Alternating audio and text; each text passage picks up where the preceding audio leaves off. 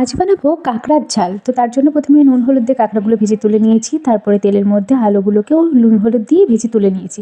এবার সেই তেলে জিরে ফোড়ন দিয়ে তারপরে কিছুটা পেঁয়াজ কুচি দিয়ে নেড়ে চেড়ে ভাজা ভাজা হয়ে গেলে মিক্সিতে বেটে রাখা আদা, রসুন আর শুকনো লঙ্কার পেস্ট, সেটা আমি ভালো মতো পেঁয়াজটা ভাজা হয়ে গেলে ওর ভিতরে দিয়ে নেড়ে চেড়ে বেশ কিছুক্ষণ কষিয়ে নেব নুন আর হলুদ দিয়ে। এটা ভালো করে নেড়ে চেড়ে কষিয়ে নিতে হবে। যখন এটার থেকে তেল ছেড়ে আসবে তখন এর ভিতরে আগে থেকে ভেজে রাখা আলু এবং মাছগুলো দিয়ে দিতে হবে। এবার ওই মশলার সাথে খুব ভালো করে কষিয়ে নিতে হবে বেশ কিছুক্ষণ কষানো হয়ে গেলে এর ভিতরে আমি পরিমাণ মতন জল দিয়ে দেবো। দেখো আমার একটুখানি এর ভিতরে আরেকটু নুন লাগবে, সেজন্য নুন দিয়ে নেড়ে চেড়ে ঢেকে রেখে দিয়েছি। বেশ কিছুক্ষণ পর ঢাকনা খুলে জলটা শুকিয়ে আসলে ওর ভিতরে গরম মশলা দিয়ে নেড়ে চেড়ে নামিয়ে নিলেই রেডি।